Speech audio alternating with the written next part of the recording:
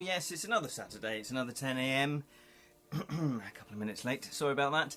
And it is another live stream on the Edra Tales Twitch channel, and we also put it out over to my Edra Twitch YouTube channel. This is Loquacious, he's from the Bottled Imp. Hello all the people that used to watch the Bottled Imp or kind of follow the Bottled Imp. Thank you for joining me here. This is my own breakaway little creative hub, if you will. If you've not visited the Edra Tales website, go visit that. www.edratales.com. You can check out my creative projects on there. I do also have a sign up, so if you want to sign up to the Edra Tales newsletter, that goes out once a month, then you can do so as well, and that means you get, you know, the latest information updated for you. Good morning, Martha. How are you? Good morning, Colin. How are you, sir? Good morning, Kenny. I haven't heard that in a long, long time. It's really weird because when my birth name, my mum and dad called me Kenneth. Well, they didn't. Kenneth was my actual name. Then when I was a kid, hello, Sally. I liked Kenneth up until I was about 7. Then I switched it to Kenny, and I went by Kenny up until about 23, something like that, 21, 22, when I started working like properly full time as a graphic designer. And I thought over the phone it's probably easier for people to hear Ken than Kenny because it's 2 syllables. I don't know what I was thinking. So then I became Ken. So weirdly enough, people that I know, you know, friends of mine that I've known for, you know, over 30 years, call me Kenny. They still call me Kenny. However, Colin, I haven't known you over 30 years. How long have I known you now? 5? Something like that. But of course, if you'd like to call me Kenny, that's more than enough. No, you're more than welcome. Anyway, how is everybody? How are you? Thank you for joining me this morning. I did tease, I meant to put it up in the Facebook grade, felt like 30, yeah. Yes, it has, Colin. Yeah, tired, and finally got a notification that you were live. Excellent, yes, Twitch maybe have sorted that out. That's a good point. If you do want to comment on any Twitch channel, not just my one, you do need to click the follow button, so you need to follow the channel. And then, if you want to know exactly when we go live, it should, if you click the notification button, it should ping you a notification, but it's a bit glitchy. I think you and Colin have known each other in a previous life. Yeah, probably. Well, my brother is called Colin as well, so maybe that's something to do with it. Can't type. Yeah, well, we've known that for a long time, Colin. It's too early, isn't it? It's way too early. So I did tease on previous live streams, I think on the Wednesday one and last night on the video game one, that this is a very special Edra Scrolls. I do have a massive breaking news. Hello, Dylan. Hello, Dylan. How are you? Thanks for joining us. Hopefully you are well. But I'll save that a little bit more, the breaking news, because I've got some other stuff, other business that I'm going to go through. What have I done now? Yeah, I'm already in a dungeon, so it's not like they can arrest me and lock me up, so I'm already in a dungeon.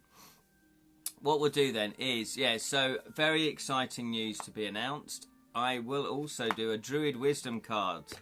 I won't keep you waiting too long, but I just want to wait to see if anyone else starts watching. I'm not pregnant. We're ruling that one out straight away. Phew. So here we go. Let's draw a Druid Wisdom. Let's draw a Druid Wisdom. See what the wisdom of the Druids have in store for us today. Oh, I think we've picked this one before, but it's come up again. If we have, here we go then. Oh, it would be a word I can't pronounce. Cernunnos. C-E-R-N-U-N-N-O-S. Cernunnos. Lead the way. Rejoice and run to where the old gods dwell. to the edge of Wales if it makes you happy and well. There we go. That's exactly what I'm going to be doing. Although I am travelling today. I am doing a spot of travelling. He's confessing it's a wig. Well, weirdly enough, yeah, when I do murder mysteries, not every time, but I would say, so I do about 30 murder mysteries a year. I would say maybe 3 murder mysteries, maybe 2, but 3. Somebody says, is that a wig? Is that a wig? And I'm like, no, it's not a wig, you idiots. And then it's normally women, and normally they actually touch my hair. And it's like, imagine if I did that to you. Hello, how are you? Is that a wig, by the way? Can I just pull your hair to check that it's not a wig? What are they thinking? What are you... We have feelings too.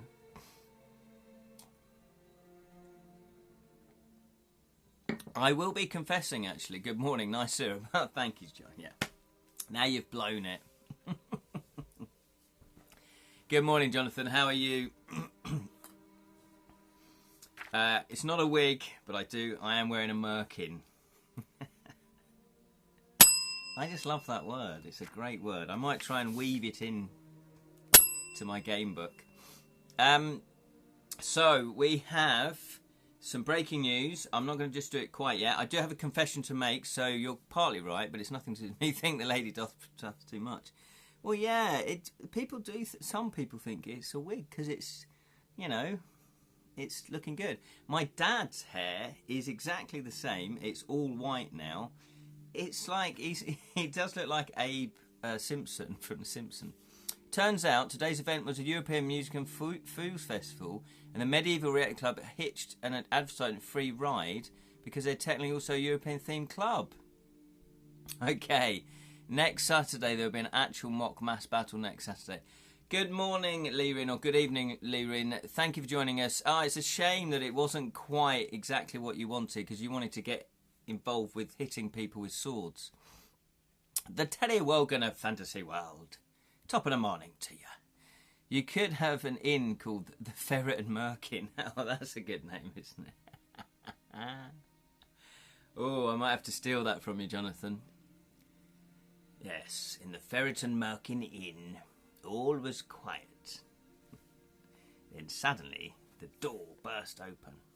Several rowdy men burst through, demanding ale and pie.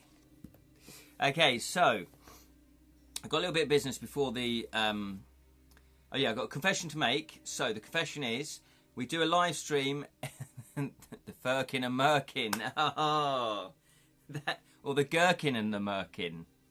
The Gherkin and Merkin. The Firkin, they're very good, aren't they? They're very good. Roysters, that's it, you royster doyster, you. Come on, Kevin, come on, edge of seats. Okay, sorry. So the confession I've got to make is, and it only affects a few people, every Friday I play a video game through Martha watches, Jan watches, Jonathan watches, and I'm playing The Witcher 3 Wild Hunt. So, normally it gets recorded and I save it up onto Twitch and then I export it to YouTube. However, being the idiot that I am, I deleted the file. Oh, so last night's one is gone. I can't get it back. I tried, can't get it back. And it was a really, really good storyline. It was a really good storyline, wasn't it? It was the Bloody Baron. Bloody Baron. Really emotional, really brilliant fantasy. So I'm really gutted about that. However, I then thought, well, it was quite big spoilers, so I'm trying to look on the bright side of it. The reason why it got deleted was I had a camera plugged in initially to see if it would work. I didn't like the fact it was widescreen, so you saw my messy dungeon. That's not a euphemism. And I thought I stopped the live stream, so it would be 2 live streams, so I could delete the first bit and then just start a new live stream. That wasn't the case. I paused the live stream, yeah, and so even though I deleted it, and even though it said it was recording live, it wasn't recording live. So there we are. So I'm very gutted about that. Good evening. And I think for now, after trying a few simulated, I always get those wrong. I can't pronounce that. Zoa handlers. I will continue to specialise in smaller, faster single or one and a half hand weapons for now. Speed and accuracy is more important than raw power. What's the point of a huge sword that can hit like a truck if it can't hit his or deflect anything? That is true, although it has got a longer reach. So if you're just standing there with two daggers, I guess you could throw one, but they might be able to deflect it out of the way, like Aragorn did in Lord of the Rings. This is forced perspective. Grocklesnook is taller. That is true. I've actually cut a hole in the floor.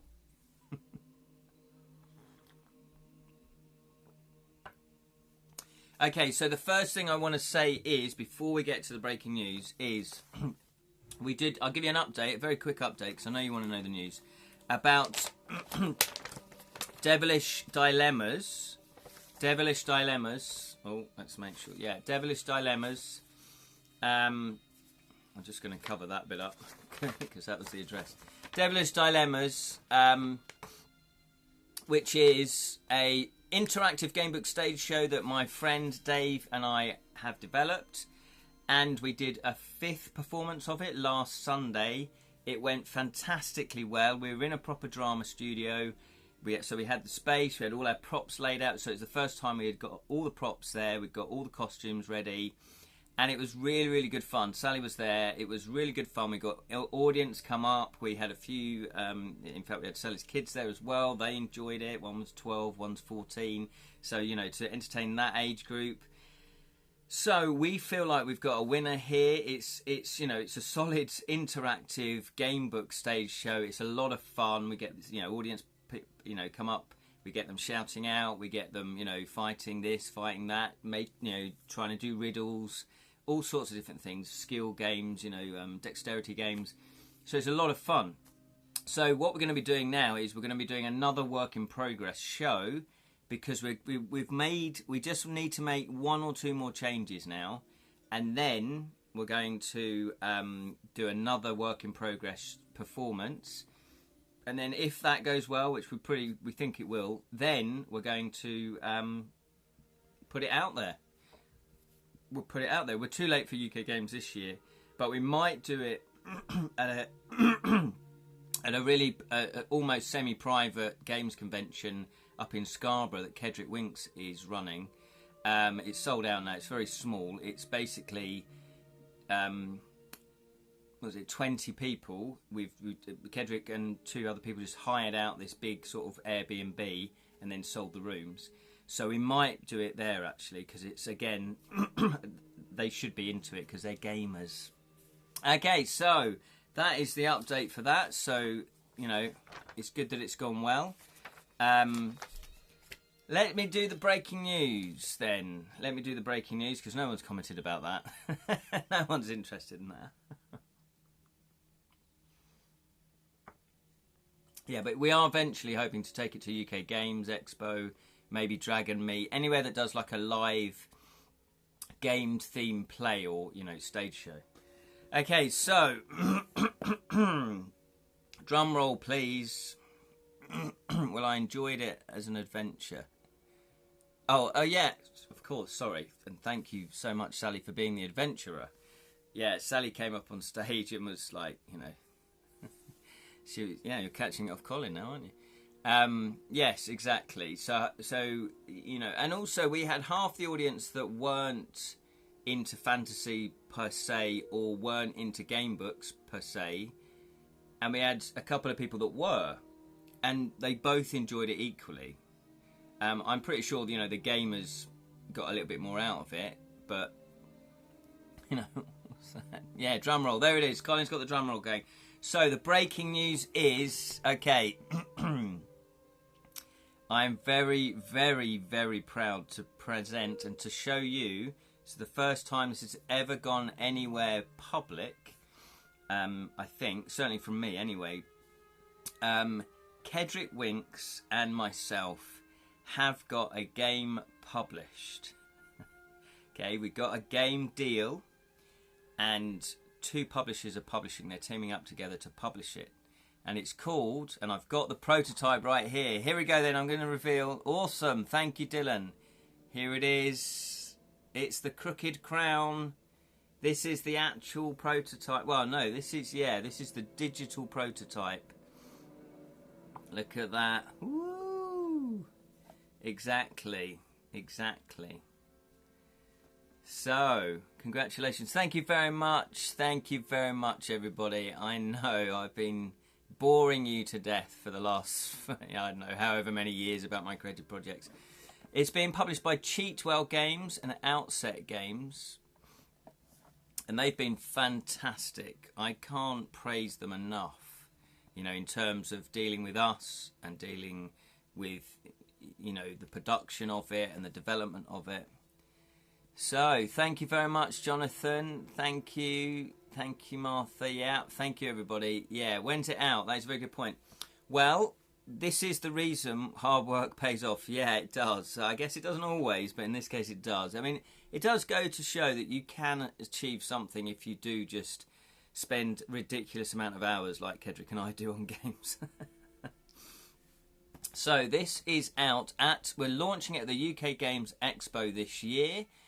Hence why I think a couple of times I said I'm going, but I can't really tell you why I'm going. This is the reason why. They asked me and Kedrick if we would demo this game. And of course I said, yeah, you pay for my hotel and food and we're all good. So I'll be demoing the game along with Kedrick Winks. There it is, Kedrick Winks. And yeah, we'll be there for the 3 days demoing it. So it's fantastic. So, steal the crown, win the game. The Goblin King is dead and the crooked crown is up for grabs. Will your diabolical deeds help you claim the crown for yourself? Use your card ability to spy on or steal from other players. Once you have the crown, cast suspicion on others and bluff your way to victory. If you still have the crown in your grubby little hands at the end of the game, you are the rightful ruler of all the goblins. It's a game of bluff, tension and treachery for 3 to 6 mischievous goblins. Here we go. So, I'll show you the contents. Yeah, it's a fun little game. It's ages 8+, good family game. But, you know, as an adult, you'll enjoy it as well. It's not one of those family games that is more aimed at kids. 3 to 6 players. It's about 20 minutes, 25 minutes. So here's the rules. They've done a beautiful job with everything. It really is a quality product. So there are the rules, looking all lovely and gorgeous. Very, you know, it's great that they, you know, laid it out so beautifully and so attractively. So Mark is their graphic designer. He did a fantastic job on the graphic design. And big shout out to Alberto as well. Alberto, I can never pronounce his surname. He is Italian. Let me see if it's on the back of the... where is it? It's on the back of the... Alberto Sanchez Ballesteros. Oh, I can pronounce it. Yeah, illustrations by Alberto Sanchez Ballesteros. So we have a little board. Have to go. Again, congratulations, guys. So happy for you. Thank you so much, Colin. Thank you for just popping in. That's brilliant. So we've got the board. This keeps track on how many cards each player can have in their hand at any one time. This is the turn. This is how many turns there are, how many rounds there are, I should say. There's 8 rounds. And what you do is you put that in the middle of the board, and then everybody starts off with 5 cards, so you put it on 5, and if you get deducted cards or if you get added cards to your hand, then you just change how many are in your hand. So we've got, each player is playing a little goblin. There's no special abilities, it's just for flavour this, but the illustrations are fantastic. I don't think you can see this small. We've got the wizard, we've got the noble, we've got the jester, we've got the knight, we've got the rogue, which I like playing the rogue, obviously. And then we've got the chef, or the cook. And because they're goblins, they're all a little bit tatty and a little bit worn. Their clothes are a little bit grubby. You know, there's maggots crawling out of out of her pot. Apart from the noble, obviously. But even the noble's a little bit tatty, a little bit patches on them. So we really wanted that sort of goblin theme. We really tried to make it immersive. And I know this... Oh, yeah. And so what you do, this is the turn order. Look at that. You get a wooden crown. You get a little wooden crown. And that just keeps track of the rounds. You just move it up the stairs, and then you get to the, you know, when it gets to the round 8, you have one more go, and then whoever has the crown wins. That is basically how the game works. Can I just also point out this little detail? Look at how well they've done the box. I know this is silly and it doesn't make a difference to the gameplay, but it makes a difference to the feel and the quality of the actual game. So you've got all this little artwork, you know, on the outside that's covered up. This is covered up, you know, most of its life. And then you've still got, when you lift out all the cards, you've got that lovely little thing at the back there. But then, look, they didn't even have to do this. This is just like a little filler to stop the cards, you know, from falling out. You've still got like an empty crown, you know, an empty thing at the back. I think that's just amazing. I think that really is just amazing. So really, they've really thought about the design of the box, of the packaging. And, you know, if you are a gamer and you're serious about your hobby, that sort of thing makes a difference. Dibs on the rogue, yeah, absolutely. 3 cheers for Ken. Oh, thank you, Lerin, yeah. Well, I will say that Kedrick is the lead designer on this. So Kedrick basically came up with the base game, and then, you know, I helped develop it over the last 2 years. Well, it's probably longer than that, on and off. And yeah, and so I, you know, helped develop it with him. So it's been a hard work, a long journey. So yeah, so I'll just show you the cards. This is the Crooked Crown. This is the card that everybody wants at the end of the round, at the end of 8 rounds, I should say. Sorry. And when you first deal out all the cards, you deal 5 for the number of players playing. So if there's 6 players, you deal 5 each, which would be 30, wouldn't it? Minus 1, because you put the crown card in and shuffle it all up, then you deal it out. So right from round 1, somebody has got the crown. And throughout the game, if it's not you, you're just trying to work out who has the crown and how you're going to steal it. And then once you've got it, how you're going to hang on to it. P.S. Dad called, so I had to depart for 4 minutes. We'll rewatch the gap later. No worries, Lee Rin, no worries. As I always say, real life certainly takes precedence over YouTube or anything online. So I'll show you the cards. So what can you do? So basically everyone gets 5 cards at the beginning of the game. One of you will have the Crooked Crown. And then once you play your turn, it goes to the next person, the next person. Once everyone's played a turn, that is the end of a round. So on your go, you can play 1 card of one type. Or you can play multiple cards of the same type. Yeah? And these different cards have special abilities that allow you to try and get the crown. So, for example, there's the spy cards. And look at the illustrations. I mean, look at the goblin there. It's fantastic. So if I play one of those, that means I can look at one person's entire hand. So I might say, right, Jonathan, I'm playing one of these. I want to see your hand. Now, you may have it or you might not have it. If you've got it, then I will know you've got it. However, it's a game of bluff, because I don't want to say, oh, Jonathan's got it, because someone else will steal it before I get my go again, because you can only do one type of card. So I can't do a spy and then a steal on the same go. So obviously I'm going to sort of bluff. If Jonathan hasn't got it, I might try and convince people that he has got it, because then they'll be wasting their resources on Jonathan when he hasn't got it. So, if I lay 2 spy cards, I can look at 2 different people's hands. If I lay 3, I can look at 3 people's hands, etc., etc. So that's what the spy does. So you might find out who has it, and then if you play the steal card, and again, look at the illustrations, there's a goblin stealing. He thinks he's got the crown. He's got it, he's got it. If you lay one of these, then you can steal 1 card from one player. You don't get to choose. They get to randomly shuffle their cards face down and you take 1. If I play 2 of these, I can either take 2 from the same player or I can take 1 from a different player. You know, 1 each. If I play 3, I can do 2 and 1, or I can do 1, 1, 1, or I can do 3 from one player, if that makes sense. You can split how you want to do it. So that's the steal. Then you can ambush somebody with the ambush card. There he is. with his classic bomb, just about to ambush somebody. And that means it's a minus. So if I play a card, so say I played it on Jonathan, there you go, Jonathan. You have to go down 1 card. You lose a card and you don't replenish it. So say you were the Jester and you were on 5. We would move that down to 4, and then you reflect what your Goblin is on. So you would discard 1, you wouldn't use its ability, and then you're only allowed 4 cards for the rest of the game. Unless you yourself play a tasty pie on yourself. When we say tasty, yeah, it is full of maggots. They are goblins, they love it. That means you can gain a card, so or a position. So you'd go back up to 5, and then you draw back up to 5.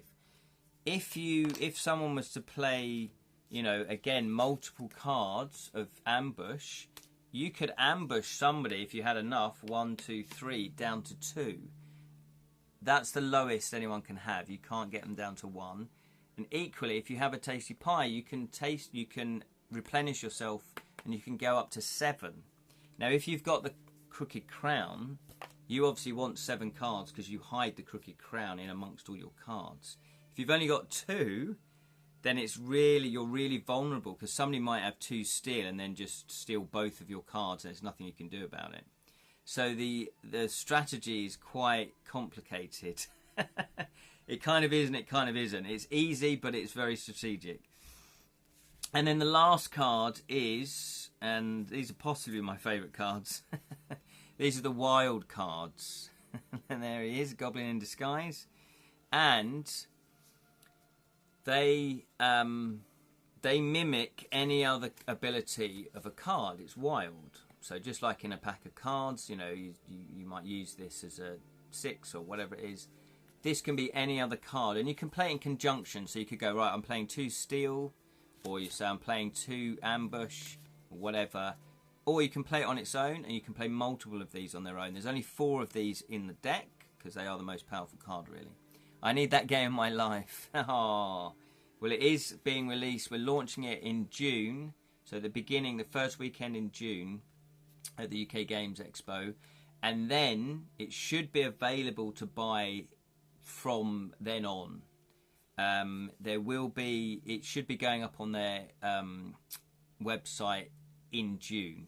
So definitely by July you should be able to buy it. Definitely. So that is the game. That is basically the game. So it's pretty simple, yet it can get really tactical. Because my first go might be, right, I haven't got the crown. I'm going to look at Jonathan's hand with a spy, and I look at Jonathan's hands, I go, all right, he's got it. Great, that's my go. Then Sally might go, and Sally might just, on a whim, just might go, I'm going to steal a card from Jonathan, or 2 cards from Jonathan, just on a whim. And so she might steal 2 cards from Jonathan. Now I'm sitting there going, okay, Jonathan's got 5 cards. 2 of them Sally now has. She could have got the Crooked Crown. She might not have done, because 3 are still in his hand. Yeah, and Jonathan would then draw back up to 5. Yeah, Sally wouldn't need to, because she's got the 2 from Jonathan. So now I'm sitting there going, right, either Sally's got it or Jonathan's got it. Not as easy now. So then someone else might go, and they might steal from Sally. So Colin might steal from Sally. And so I'd be like, right, I did know where it was. The odds still favour Jonathan, but Sally might have it, and Colin might have it now. So I'm kind of back to square one. However, if I happen to get... So what you do is... So then, you know, my tactic is... Try to keep your steal cards to the later rounds, because you need to be able to steal it on the later rounds. I've had it where I've stolen it on round 8 because I kind of kept my steal cards and you can just steal it. It's like, or you've got 1 left and you just are lucky, you know, and somebody's down to 2 cards, it's a 50-50. That's happened before. I've had it where I've actually had the Crooked Crown right from the beginning. And that is really nerve-wracking, because every single time somebody steals from you, you could lose it. And I've also had it where I survived 3 rounds of 50-50. And every time somebody got the wrong one, it was so nerve-wracking. So it is a lot of fun. It is a lot of fun. It's a quick game. You know, we have play tested it with kids. Sally's kids love it. We've played it with other kids as well because we demoed it. We demoed it in an earlier version years ago. I wish I could come over and play it with you. Yeah, I know. That'd be a lot of fun. That would be a lot of fun. So we are going to be demoing it at the UK Games Expo. So if you are coming to the UK Games Expo in Birmingham, which is on the 31st of May, 1st, 2nd of June, then check us out. We're going to be at I think it's the Cheatwell stand, although it might have the Outset logo as well. The Cheatwell and Outset stand as well. So that's, yeah, so it's all exciting. So in the 4 minutes I missed, you're basically a motley of goblins in a king audience trying to take possession of a crown and make it out alive with any dirty tricks you can. Yeah, pretty much. Yeah. So the backstory is, yeah, you're all playing different goblins. We got the wizard, we got the knight, we've got the rogue, we've got the cook, and we've got the noble, and we've also got the jester. They haven't got special abilities in themselves. They mark how many cards you have in your hand at any one time. And basically, yeah, the premise is that the king is dead, the goblin king is dead, long live the new ruler, basically, and custom and tradition dictates whoever can just grab the crown and put it on their head, you know, and shows dominance, then is the new ruler. So that's basically the premise. And the different cards do different things to help you get it, or not, as the case may be. And as you can see at the back there, we've put in different goblin rulers. Past goblin rulers.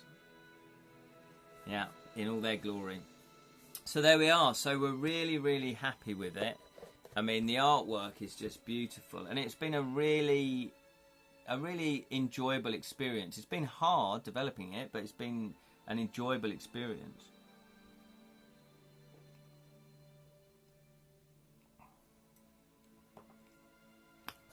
Yay, the cookie crown.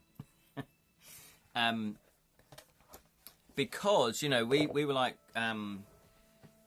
so Paul, who was our contact at the publisher, he said, yeah, do you want to be involved in kind of choosing the artwork and, you know, do you want to be involved with that? And we said, yes, please, because we wanted to sort of, you know, make sure that they were going to do a good job, which, you know, I hadn't worked with them before. Kedrick has had a few games published with them before, and they are good. He wouldn't have gone with them if he wasn't good.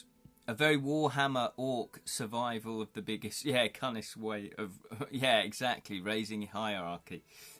Absolutely. Well, if you look back in history, a lot of it is who's got the biggest army, who's the strongest, and that surely shouldn't be the way, but history can dictate that that's what it is. Making a space for that game on my shelf. Oh, thank you, Martha. Is the cuckoo count when the wig slips? Yeah. That's why I need to wear it, to cover up my baldness. So yeah, the cookie crown. I was going to say yes. So basically, we, you know, Kedrick and I said, well, we'll look for an artist for you. We scoured the internet. We, you know, knew a few artists. Kedrick has got a few games published already, so he was thinking, oh, maybe we could use them as well. Ask them to do it. So we had a long list of 30. Then Kedrick and I just went through it all. You know, like a big 2-hour meeting basically on Zoom. And then we whittled it down to 10. And then I think at that point we showed it to Dave and Paul from the publishers. And then they whittled it down to 3. And then we sort of discussed it again. And then eventually Alberto was picked. So we are all descendants of the most successful psychopaths. Yeah, exactly. That's basically what it comes down to. And I hate to say it, but I did have that revelation years ago, because the more you learn about history, the more, you know, and also reading a lot of fantasy, it's like, oh yeah, it's whoever pays for the soldiers. So if you're massively wealthy, then you just pay for a largest army, and then you just go and, you know, you're either defending your territory or you're taking someone else's territory. It's a horrible, I hate that feeling. Because I quite like the concept of a king and all that, but then when you actually look at it, it's like, it's not too good, actually. They're just living off the other people, basically. Top CEOs demonstrate psychopathic traits. Yeah, I'm not surprised. I am not surprised. So yeah, so it's a game of psychopaths. But this is the fun version, and no one's going to get hurt. I don't think. Hopefully not. Hopefully you'll play with nice people. Just like all politicians do. Yeah, whoever hires the best assassin. Yeah, pretty much. Pretty much. Yeah, so, and I love the back of the cards as well. You know, everything, put it this way, I'm not just saying it because, you know, I'm involved in the game, but they really have, Cheatwell and Outset have done a really good production quality. The cards have got that nice little weave on them. If you look on the box, can you see it just sort of shine in certain places? It's got the spot UV on the figures and on the lettering. You know, just that makes a big difference. I know it shouldn't, but it just adds up to the overall feel of the quality of the game. So yeah, and you know, and these are nice and chunky. I was aiming for little figures, little proper figures. But, you know, can't have everything. But I'm really happy with these. So we've got little standees. And they're really cool. I like the name Cheatwell. Yeah, I know. Well, Paul, who works for Cheatwell, he acquires the games. I think he does other stuff as well within the company. It's not, and if you look on their website, I'm pretty sure it's on their website. It's not. They didn't come up with it because it sounds cool. I think it is. They're cutting. You know, it's two people's surnames smashed together. So it was like Cheatford or something, and Welbury. I can't remember what it is. I'm pretty sure, unless I've just made that up. But I'm pretty sure I either read it or Paul told me about it. So yeah, so you'll be able to meet Paul as well if you come to UK Games, and you'll be able to meet Kedrick. Jonathan, you've met Kedrick before, haven't you? I'm pretty sure you have. Wish I could be a part of your writing course. I'm stuck again. Oh, no worries, Martha. Well, look, you know, if you put the question up, you can either DM me or put it up into Edra Tales, and someone else can help you out, I'm sure. Jonathan's put not sure. Yeah, you might not have done actually, because Kedrick's normally busy. He was demoing a game called Psychobabble last year, so he was kind of tied up doing that, and again published by Cheatwell. And so yeah, there's going to be about 7 titles that we're going to demo. And maybe I could go through them next week, all the different games I'm going to be demoing. So it's not just the Crooked Crown. But I did say to Paul, I said, you do realise I'm going to be pushing the Crooked Crown. If I have, it would have been at UK Games. Yeah, it would have been. Yeah. But you might not have done. But definitely, you know, I'll introduce you guys, because Kedrick's top bloke. The scariest form of court politics were common-born mercenaries gaining noble titles and pretending to marry for love, and assassinating any traditionalist nobles who object to the convenient fiery accidents and stray fox hunt arrows and overdate wine. Yeah. Until only progressive nobles who don't object to your love for the princess remain. Yeah, it's like bullying tactics. Bully your way to the top. Absolutely. I mean, and it makes good reading. It's an intriguing story, all of that. And I entered a competition actually called Chapter 1, where you write a first chapter of a novel, and it did start going. Oh, I read it out to you last week, didn't I, or the week before? And it did start going into political intrigue within Edra, and I've never delved into that before. So all of that is good stuff, isn't it? It's rivalries between noble people, you know, the sort of elite, and they vie. They're like piranhas, aren't they? Just waiting, you know, for the king or queen to show weaknesses. I'm stuck in chapter 14 again. Been there for months now. Oh, well, if you put up onto Edra Tales precisely why you're stuck, then we can help. Yes, I want to read or hear more about that person. Yeah, he was a dwarf, wasn't he? Gruff. Such is the plot of Berserk. Oh, okay. The classic Japanese written medieval fantasy epic I'm ploughing through. 30 years and counting. 42 volumes. Oh, my monkey's aunt. 42 volumes. That does sound amazing, though. Well, I guess the one that I really got into was Game of Thrones, which obviously a lot of people got into as well, because it was all that political vying. And you just have to look at history, don't you, in most countries, and that's kind of what happened.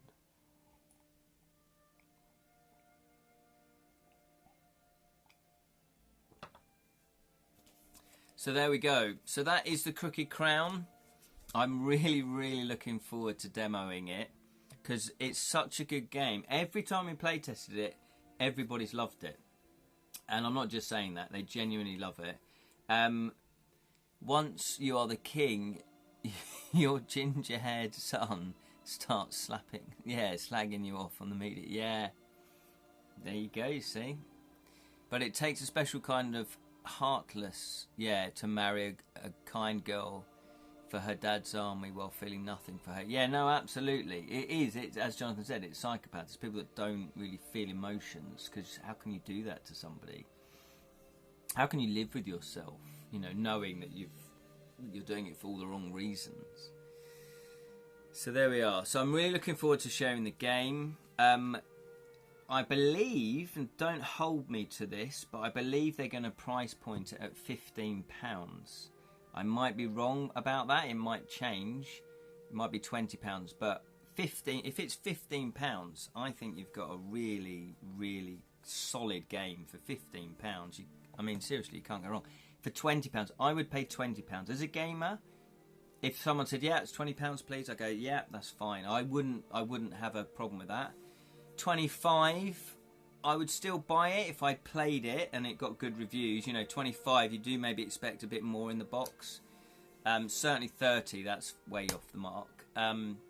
But yeah, so if they're selling it for £15 or £20, I would say that's really, really good value for money. You watch, they'll sell it for 25 now and I look like an idiot. No, 15 or 20, I'm not 100% sure. You have to wait. I will let you know. And I'll be plastering it all over my social media, obviously. People are complicated. One of my bad characters is free, whilst I can't read that. Sorry, innocent person is in the dungeon due to crime. He is fine with it. Yeah, no, absolutely, Martha. Yeah, it's good characterisation there. People are nuanced. They're not straightforward. They're complicated. I'll look for it in a charity shop in the future. Yes, you will. Yeah, well, it might. Hopefully, Dylan.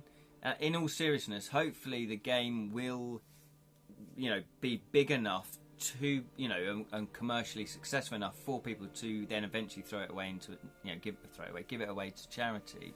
Because I always think that's the sign of something successful, because it's like there's so many copies out there that it's worth just, do you know what I mean? That statistically someone is going to then give it away to charity. So yeah, so this could either do really, really well. They're making, I'm not sure if I'm allowed to say this, but anyway, they're making quite a lot of copies. Yeah, I don't know what I'm allowed and what I'm not allowed to say. They're making quite a lot of copies initially, which is really good. And if they sell out, then obviously they'll do a reprint. And if it sells really, really well, I'm hoping that kids are going to hoping that they'll translate it into other countries, and we'll get it into other countries as well. Hopefully version 2 onwards will have adorable miniature Grocklesnook you can paint. Yeah, exactly. I really do need to do some more stuff with Grocklesnook, don't I? I have written 2 children's books that I might illustrate myself. Oh, talking of illustrating myself, I've got a tattoo. No, I haven't. Just to let you know then, very quickly, so there we go. That's the Crooked Crown. Look out for it. I'm sure I'll be boring everybody to death with it on my social media and chatting to anybody and everybody I can about it. So there we go. Crooked Crown. Very happy about that. So the other thing that I've been working on is, apart from the stage show, I've been working on my actual game book as well. The Boy Done Good. Yeah, thank you, Dylan. I know, it is. I was quite emotional when I saw it, when he handed me the actual, finished copy. I was like, I'm quite emotional about this, because things can fall through. And, and Kedrick and I, we've had that happen before, but Kedrick always said, Kedrick's had about 7 games published now, I think, something like that. And he always says, until it's actually out there in my hand, It hasn't happened, and I'm like, yeah, that's very wise. That's very wise. Gosh, stop making me yawn. No, that's probably me. I have that effect on most people. Yeah, so I have now done a... Oh, I've got it over here, actually. That's what I meant to grab. I've got it hot off the printer. Here it is. Here it is. This is my sample. So I'm going to the Hearts Book Festival on the 18th and 19th of May. And what I'm doing is, I've got a sample. I'm going to be giving away a free sample of my game book, To Kill a Thief. Yeah? So it's my first Edra Tales game book. And basically, it's quite cool. Even though I do say so myself. It is really cool though, and Jonathan, you'll know this, well, and Jam and anyone else that's got a game book out there. Seeing it actually formatted in as a book is really cool. It is really, really cool. You know, I'm a graphic designer, so I do all the typesetting myself. It just makes it more real as well. So it's brilliant. So I've been working on that. That is 30 entries. And then in there I've also put a little... it is going to be in colour. So this poster is actually colour. So, oh look, there's a little sneak peek. That's the character from the front cover. There you go. I wasn't going to do the full cover reveal until next week. But there you go. So, I did illustrate that myself. Oh, can we play test it? Well, yeah, we could play test it. I do need to write more of it because I'm not sure how much of it will last. I've written 30 entries. And then I've put a little advert in here to go to the Kickstarter. Well, actually to go to my website to sign up, you know, to then be notified when the Kickstarter is going to be. But yes, we will play test it. That would be fantastic. But I'm giving it away as a free sample. It's a little bit sketchy because I haven't had time to play test it myself. That's really good. I had no idea he was such a talented artist. Thank you very much. Yeah, well, I should have done arts at school. This is a true story. My art teacher, you know, when I was thinking about what GCSEs I would take, she said, "Oh, you should really take art. You know, you're very good at art." And I said, "Okay." Okay, I said, you know, what is art like then? And she went, well, it's a lot of hard work, but I think you'd do really well. And I went, okay, it's hard work. What an idiot. I really regret doing that. What did you do if not arts? Well, drama wasn't an option. I loved doing drama at school. And then I still drew at home, though. I still drew. And you've seen my black and white illustrations, haven't you? Well, I then started to get into graphic design and Photoshop. So this was years ago. I was using Photoshop before everybody used Photoshop. It wasn't a mainstream thing. Photoshop was really only for graphic designers. And I started getting into doing, you know, using Photoshop a little bit more freely as, you know, as a means to create art. However, I don't do enough of it. I don't really do it. So I've done the cover. So I'm going to reveal the cover. And I did it in Photoshop. And it's basically... I found it easier than you think it is. It's basically... If you know a little bit about art, it's all about... Not all about, but contrasts. So obviously if you look at the wall here, you've got a really dark bit here. And a really, you know, and then varying degrees of greyness, basically, and texture. So you want to mimic that. So you want to go, right, what are my darkest dark and what are my lightest lights, and then what is everything in between? And then that's how you get the 3D effect, basically. So you're just working off of like very similar shades, if that makes sense. That's how I do it anyway. And I just build stuff up. And the great thing about Photoshop is you can change brushes. So you can have different quality brushes, you know, you can have different shape brushes, different texture brushes, so you can really layer stuff in. And also, and because I haven't done it for such a long time, I'd kind of forgotten how I did it. And then I went, oh yeah, I used to blend it all in as well. and there's a tool in Photoshop called Blur, Part Life, and if you blur the edges of your lines, it then blends it in with something with the colour previously, so then it looks really smooth. Anyway, I could bore you to death with how I did it. Robin Williams himself did music, poetry, art and love is what makes worth living. Yeah, absolutely. Yeah, poetry, art, comedy as well. Yeah.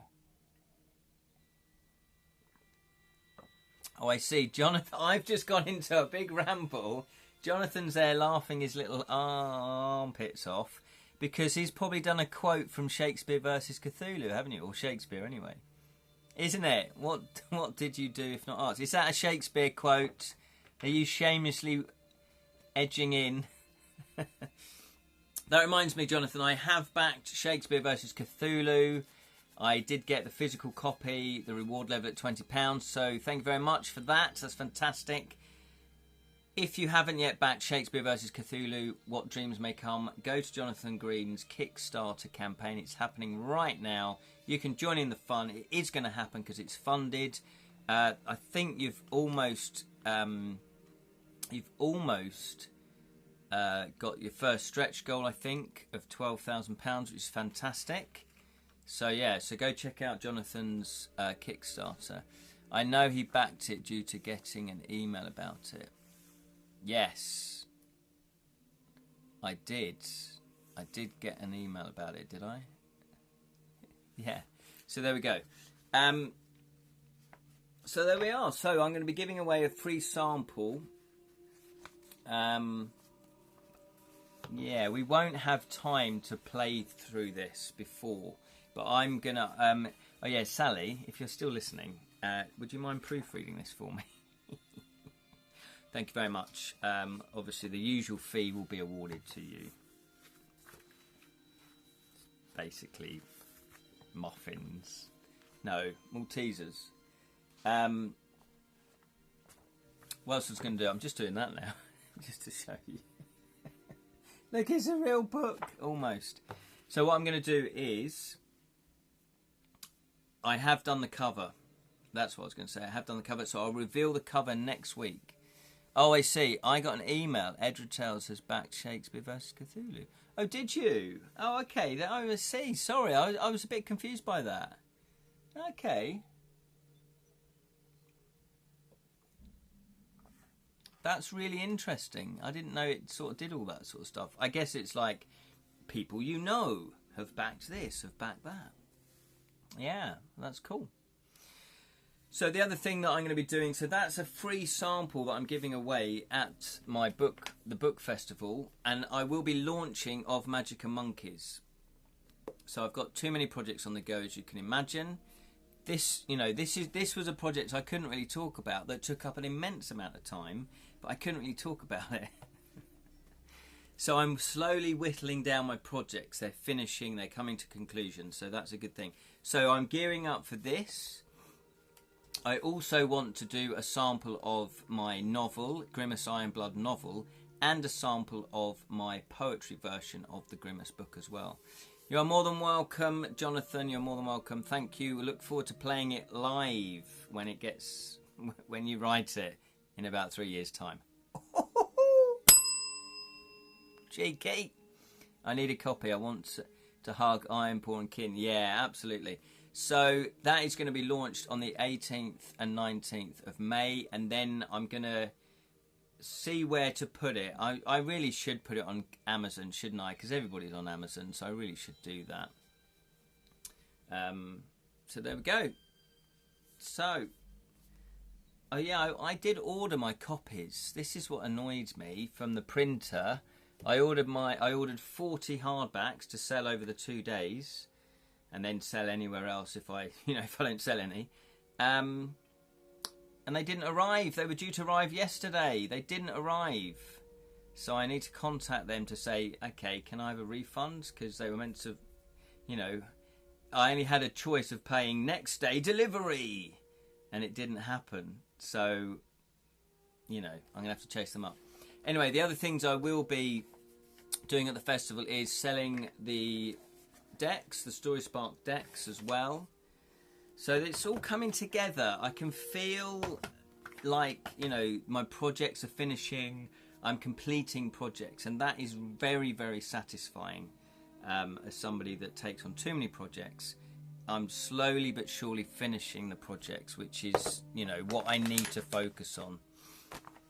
The other thing that I'm going to be doing, hopefully before the 18th and 19th of May, is finishing my prototype of the murder mystery game, Devilish Deaths. Devilish Deaths. So I've got a prototype of a murder mystery game that I'm developing as well.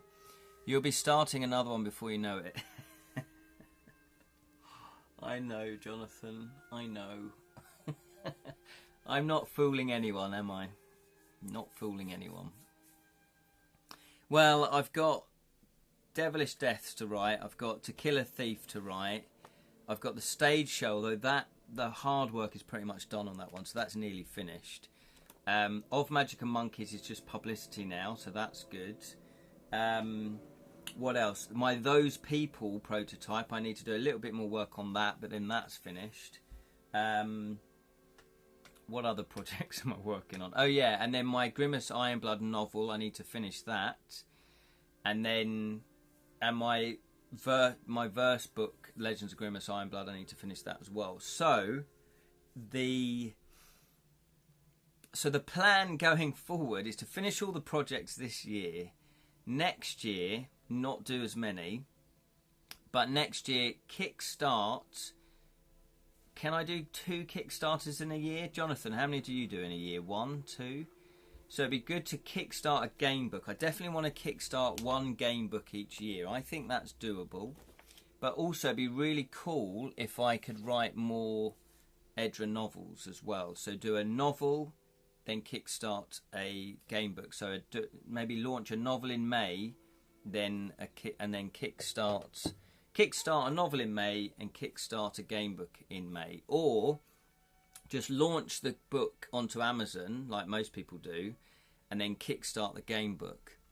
You do a maximum of 2 a year, yeah, because otherwise it's too much.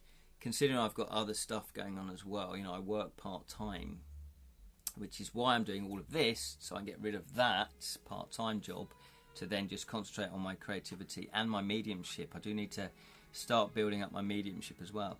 Anyway, we're coming up to an hour, which is a little bit longer than I normally do, although it tends to be an hour now, because you guys are fantastic and I really, really enjoy chatting with you. If you've got any questions about the Crooked Crown, obviously, let me know. I'm happy to answer. I will be posting up social media about the Crooked Crown as well, so feel free to talk about it. It's now out there. I did have to say to Paul, when can I talk about this? I've been dying to talk about this for like a year now. So Jonathan did one in 2022 and one in 2023. Yeah, exactly. Takes a fanatic to know a fanatic. Oh, it takes a fanatic to know a fanatic. Exactly, it certainly does. So yeah, so that's sort of out now. I'm allowed to spill the beans, not blow my beans. Spill the beans. That's what I'm doing. So thank you so much. Yeah, I'm really, really excited about it. If you are, as I say, if you are at UK Games Expo, swing by, and you can swing by the stall, Cheatwell and Outset. Then I can demo it to you. We can have a game of it. This is This is awesome, and I hope Outland, the game store, gets the game. Norwegian translations tend to suck. Oh, okay, fair enough. Yeah, because your English is very good. What I'm going to be doing is, obviously on my Edra Tales YouTube channel, I am going to do a playthrough of the game. It's like, you know, although I'm connected to the game, it's not official. It won't be high quality. I'm literally just going to go, hello everybody, you know, this is a game that Kedrick and I have developed together, and here it is. And I'm just going to literally explain how to go through it. So it's not going to be a high-end production video.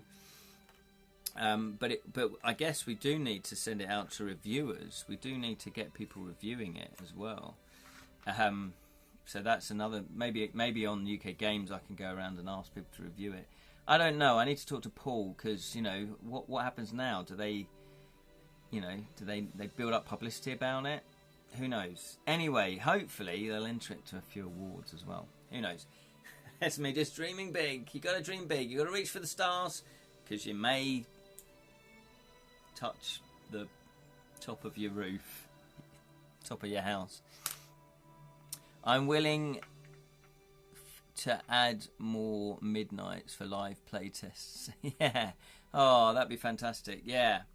So there we go. So it's all kicking off. It's all happening. I feel like things are starting to move a bit more now. They're coming to the conclusion. Anyway, talking of coming to its conclusion, see what I did there? That's, oh, look at Paul Grockles silly. Hello, Grox. Thank you so much for watching. I really do appreciate it. You guys are fantastic. Really love chatting with you. Thank you, Lyrian. Thank you, Martha. Thank you, Jonathan. Thank you, Colin. Thank you, Dylan. Thank you. There's someone else, Sally. Can't forget Sally. Thank you, Sally. If I've missed anyone else out, I do apologise, but thank you so much. You have been amazing. Thank you, Grockles for staying awake. Kind of. And I will see you this Wednesday. Oh, I forgot to get the book. Let's pretend this is a book. Lone Wolf. We are doing a live stream Twitch channel, 6:30 every Wednesday, 6:30 PM UK time. Lone Wolf, the Kingdoms of Terror. And this is part 4, I believe. So it's all very exciting. Bye-bye, everybody. Yeah, good night, everybody. Take care. And remember, steal the crown. Win the game. Hey, shameless plug. Shameless plug. See you later. Nice one, guys.